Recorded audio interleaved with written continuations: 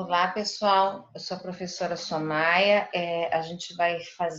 Hoje a gente vai conversar sobre as alterações fisiológicas da gestação. Eu vou passar aqui para vocês a aula, e a gente vai seguindo em conjunto para a gente poder mostrar para vocês, para que eu possa mostrar para vocês o que eu estou querendo falar, tá?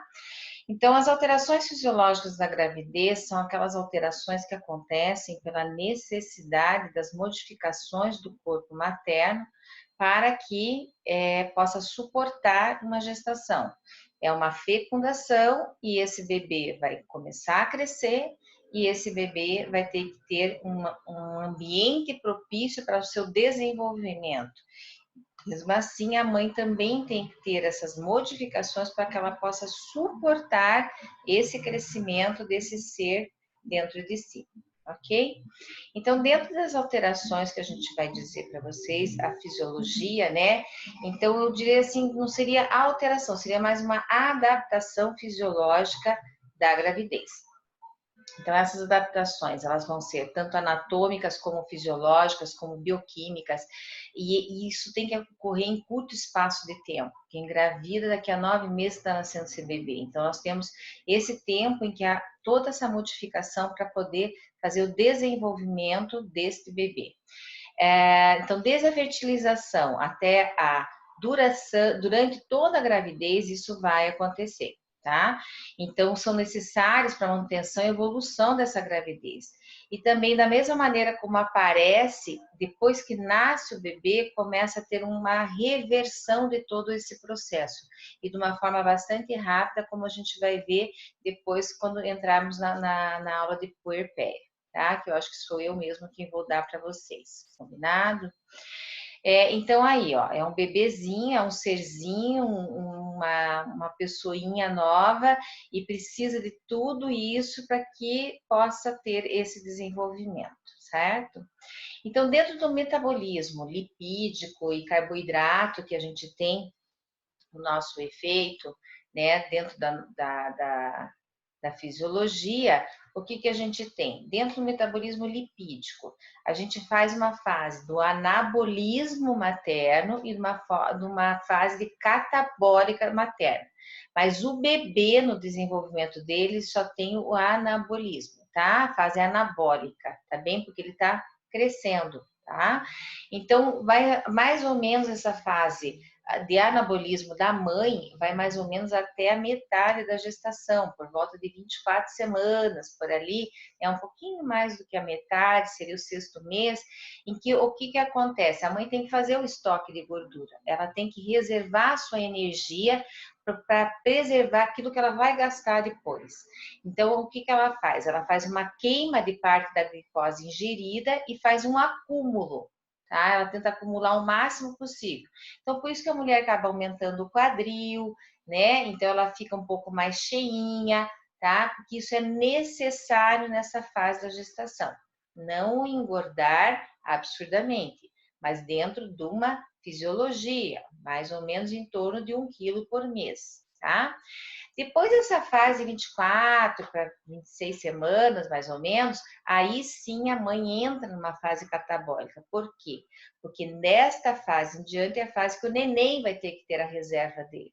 Aí que ele vai crescer, ele já está todo formado e começa só o quê? A engordar, a crescer, a aumentar o seu tamanho. Então, é uma fase de crescimento fetal máximo e tem uma maior exigência calórica por parte do bebê. Tá? Então, com isso, ele vai precisar de muita glicose para poder fazer isso. Então, a glicose que a mãe ingere vai passar para o bebê. Então, e a mãe vai utilizar a energia dela dos seus depósitos de gordura que ela fez durante aquela primeira fase da gestação, tá? Então, aí também, nessa transição que acontece, cessa também o depósito de gordura dessa mãe e ela começa a mobilizar essa gordura, tá? Então, há o quê? Uma concentração plasmática dos ácidos graxos. No jejum, há um aumento dessa reesterificação dos ácidos graxos na alimentação. Então, isso vai garantir para a mãe o aporte calórico necessário e isso vai preservar a glicose e outros nutrientes para o bebê. Então, a gente diz que o bebê, na realidade, ele funciona como um parasitismo materno. Então, o bebê vai ter o desenvolvimento, ele vai ter os nutrientes necessários, quem vai ter a falta disso é a mãe. Por isso que é importante também fazer a reposição materna, tanto alimentar, como muitas vezes a gente tem que fazer medicamentosa, através de vitaminas, do ferro, principalmente do ferro, porque o neném acaba sugando muito a mãe.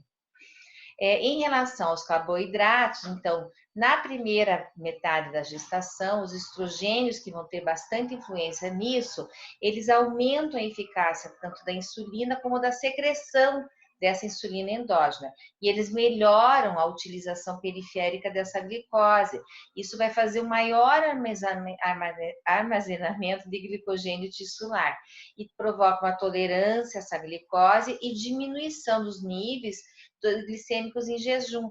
Então, no começo da gestação é bastante comum vocês ouvirem as mãezinhas falarem que quase desmaiam, se saem em jejum de casa elas caem, porque elas já têm uma diminuição dessa glicose do jejum. Então, é importante sempre fazer a orientação adequada para essa mãe para que ela não venha a sofrer em decorrência disso. Na segunda metade da gestação, o estrogênio faz parte, mas ali o hormônio lactogênio placentário, o HPL, tem uma grande função, que ele é produzido pela placenta, associado aos outros hormônios contra-insulínicos, que são sintetizados na placenta, tá? Como o cortisol, estrogênio e a progesterona. Então, eles vão estimular essa lipólise, como a gente falou lá, tecido gorduroso, que vai entrar na fase catabólica, né? E vai poupar a glicose. Então, seria mais ou menos como se fosse um estado diabetogênico da gravidez. Não quer dizer que ela esteja diabética, só um estado diabetogênico. Isso vai promover uma excessiva liberação de insulina, com uma diminuição da ação da insulina no nível celular. Em relação ao hidrossalino, que a gente diz que a paciente acaba retendo um pouco mais de líquido, há um aumento total no sódio durante toda a gestação. A finalidade, por que tem que aumentar? Porque tem que ter o crescimento fetal, aumento do líquido amniótico, expansão do líquido extracelular. Então, aumenta o sistema renina-angiotensina e aldosterona.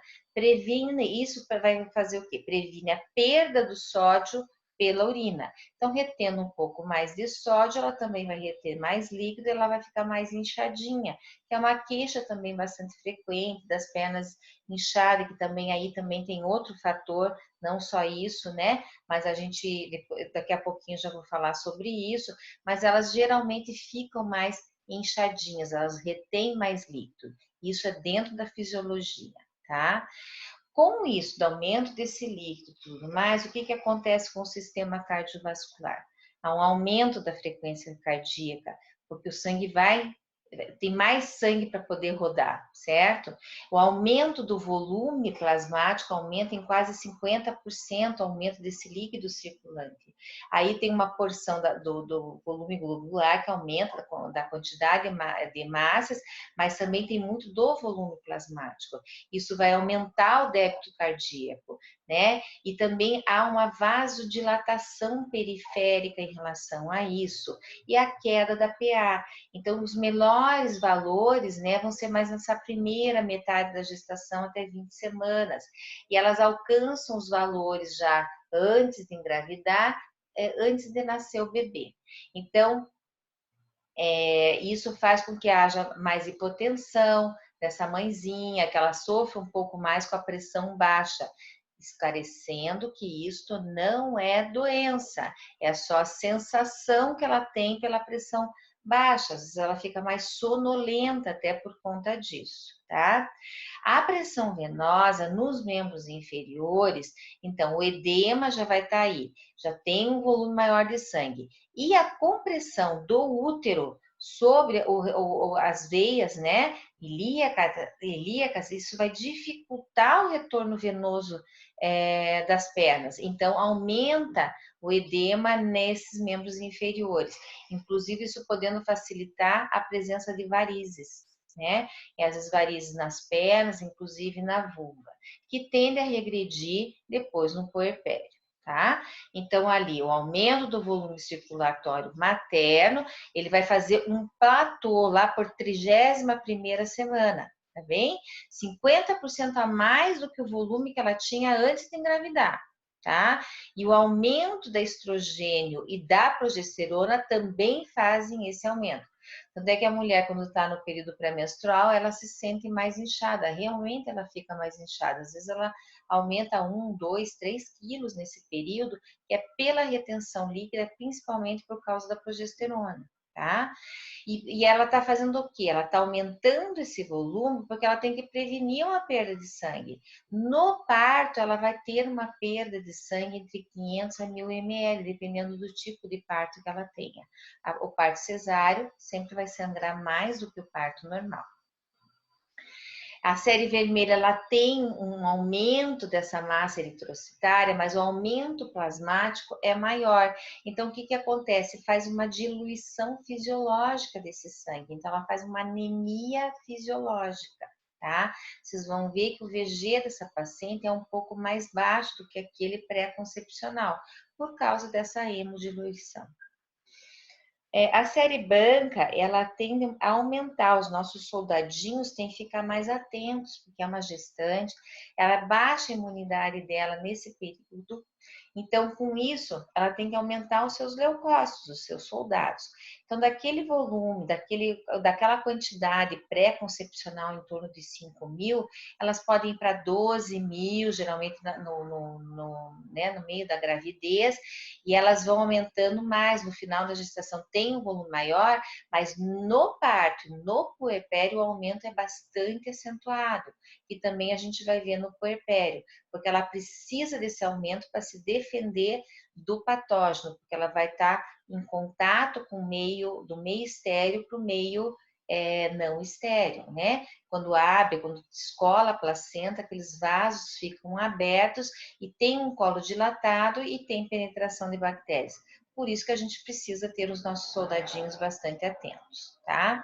Em relação às plaquetas, parece que tem um aumento aparente dessas plaquetas, mas é só aparente, né?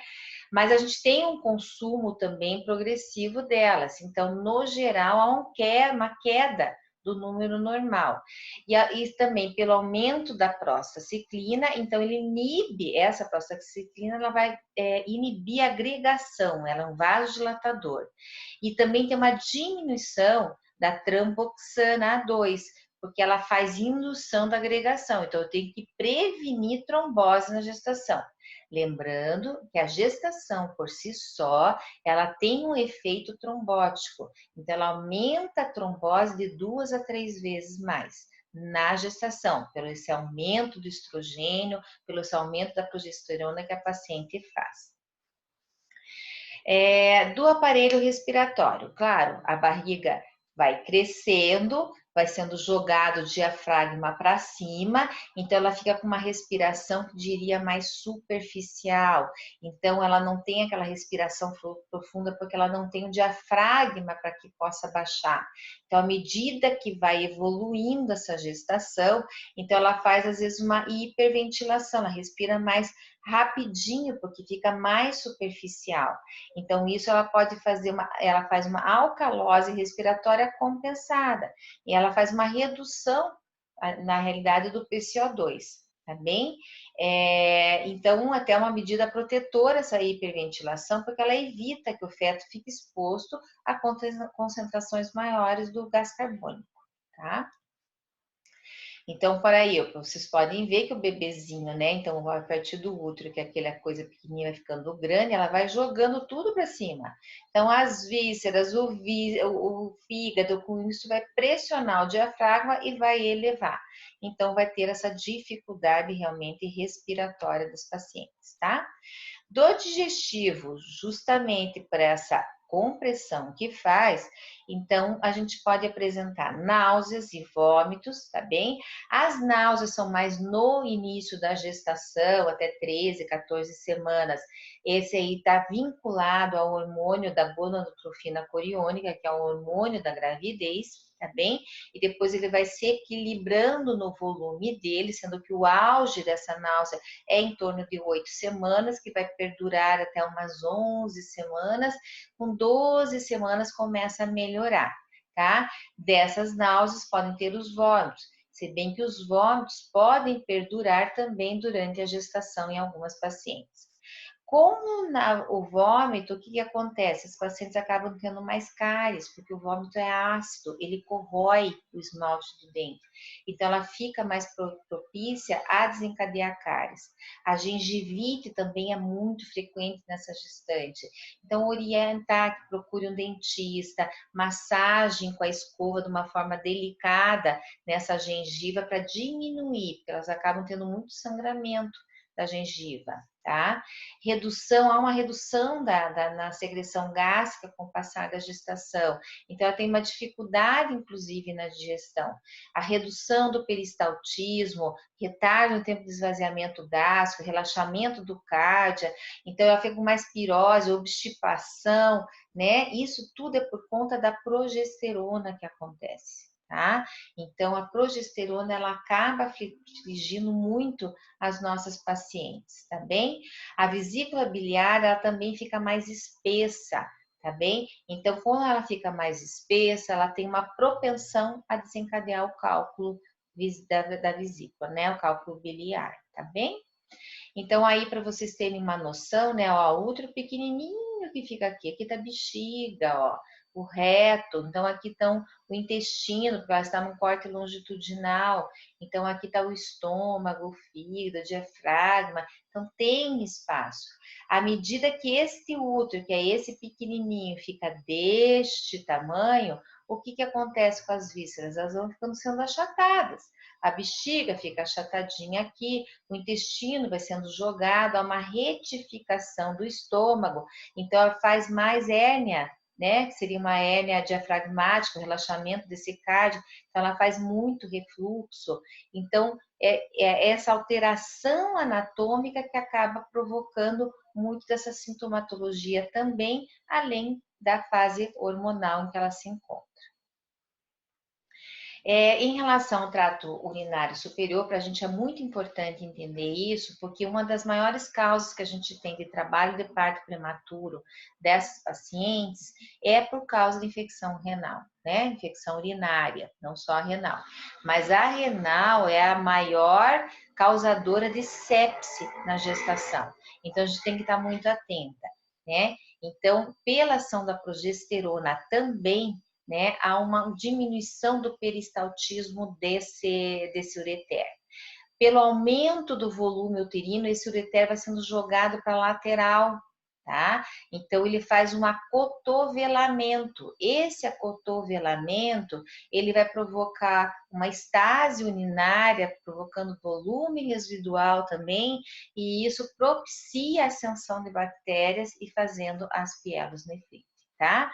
Na bexiga, então o útero fica literalmente montado, ó, ele fica montado em cima da bexiga, tá? Então ela faz essa compressão com deslocamento e achatamento, faz uma queda também acentuada do tônus, da mesma maneira que faz o ureter, também faz a bexiga. Então parece que ela demora mais para esvaziar, ela não tem aquela força de esvaziamento, né? Então, aí só vai acabar aumentando também a frequência das micções, porque a bexiga, por mais que ela tenha uma capacidade aumentada, mas esse achatamento que o útero faz em cima da bexiga, então tem um tanto de urina, vai ter que esvaziar para não conseguindo se esticar. Quando evolui um pouco mais a gestação, no segundo trimestre, já dá uma aliviada para essas mãezinhas. Mas daí no terceiro trimestre, quando o neném começa a encaixar, isso volta a trazer a sintomatologia para essa paciente. A gestante apresenta lá dentro do sistema nervoso central, né? Ela tem bastante labilidade emocional. Então, o que que acontece? Depende do contexto também onde essa mãe vive, da aceitação da gestação, ou se é uma gestação planejada, desejada, né? Então, vai ter uma influência também nessa mãe. Então, ela tem, além da alteração física, né, que é difícil ela perceber, o corpo mudando muito rápido, às vezes ela tem essa dificuldade da aceitação, né? O efeito hormonal, as alterações psicológicas, a progesterona muito alta, que é o nosso hormônio do pré-menstrual, então isso pode trazer uma irritabilidade maior também para ela, e a insegurança, né? Nossa, agora eu vou ter um ser que vai depender de mim, basicamente de mim. Então vem aquela insegurança, o medo.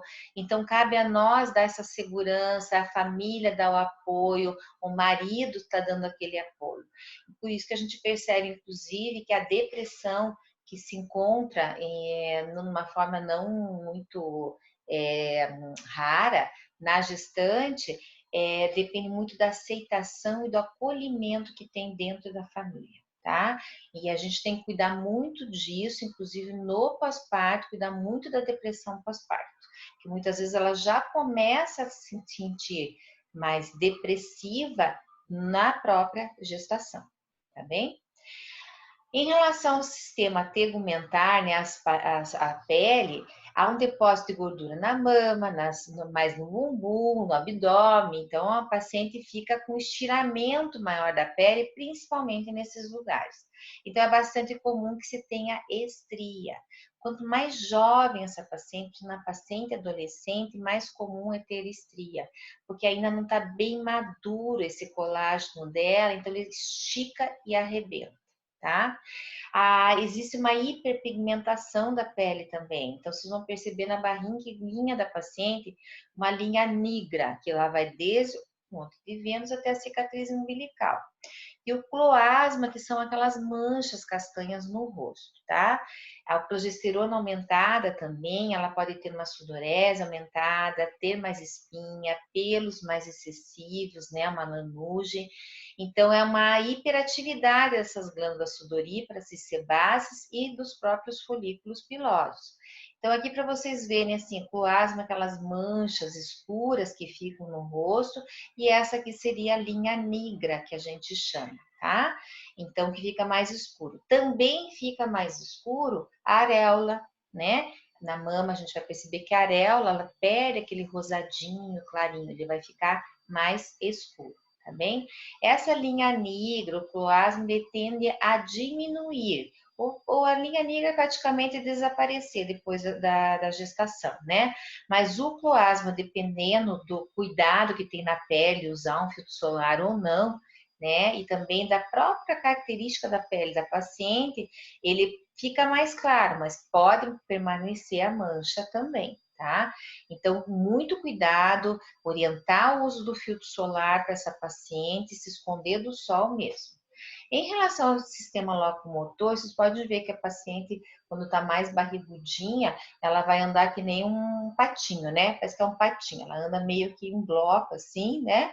Então, é que a gente até chama de marcha anserina, né? Então, o que que acontece? Pelo centro de gravidade, aquela barriga crescendo para frente, ela perde um pouco esse equilíbrio. Então, ela acaba provocando uma lordose da lombar, né?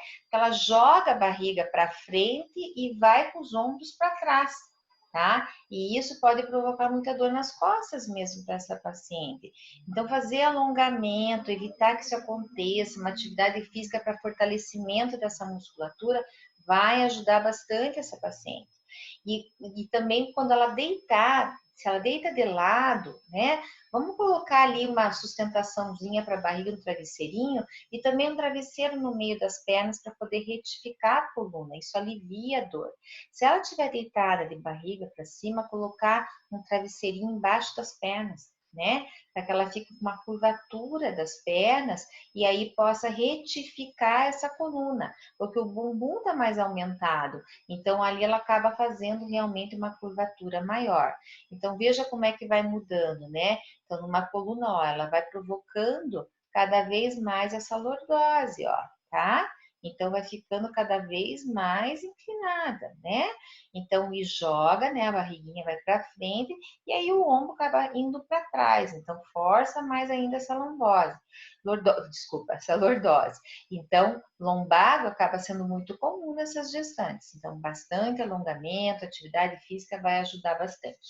Em relação ao sistema genital, então, o aumento do corpo uterino, claro, o útero está crescendo, ele vai ficar bem grandinho, né? Então, ele vai pesar mais, a forma do útero vai mudar, então, daquela forma de perinha que ele tem, ele vai para ovoide. Há um amolecimento do colo do útero, que vai preparando já esse colo para depois ter a dilatação, e a mudança na coloração também do colo e da vagina, que são os sinais da gestação, que isso eu gostaria que vocês lessem, tá? Para que a gente possa, porque senão eu não consigo dar conta de toda a aula. Então, eu vou deixar o material de estudo para que vocês possam avaliar isso. Mas ali vocês vão ver o sinal de Jacques-Meyer, sinal de Kluger, de Piscacet, que são todas essas alterações em termos de consistência, em termos de coloração dos órgãos genitais baixos, tá bom?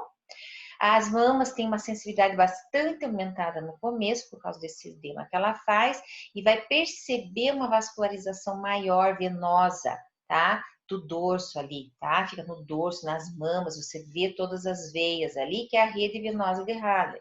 Então, isso é devido à hipervascularização. Na aula de puerpério, eu vou mostrar isso para vocês.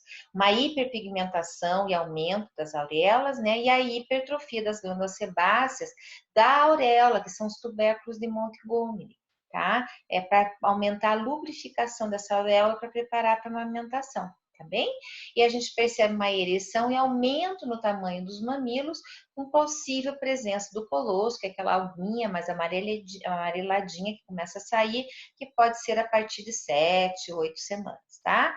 Então, aqui, ó, as glândulas mamárias, elas vão ficar mais hipertrofiadas e a mama, ó, fica bem mais estufadinha, tá? Aumenta também a vascularização, não vamos esquecer disso, tá bem? Então, aqui segue, tá? Uma revisão, uma referência bibliográfica, tem na nossa biblioteca, então vocês não se preocupem, vão lá, vão ler justamente esse capítulo das alterações fisiológicas da gestação, tá bem? O Rezende é bem bastante conhecido, eu gosto muito do Rezende, também temos o Freitas nas rotinas de obstetrícia. Essa parte é a mais detalhada no Resende mesmo, mas vou deixar vocês à vontade. Aqui está meu contato, meu e-mail, aqui está meu telefone, vocês podem entrar em contato comigo, tá bem? Para a gente poder esclarecer as dúvidas, tá feito? Então, a gente vai marcar um horário em breve para que eu esteja à disposição. Eu vou me colocar à disposição de vocês. Então, na sexta-feira, vou ficar entre 8 e 8h30 à disposição de vocês para que possam esclarecer dúvida dentro do AVA, tá bom? Então, vai estar ali, eu estarei ali, qualquer coisa me chamem, tá? Que aí a gente vai conversando, tá bom? Bom estudo para vocês, um bom dia.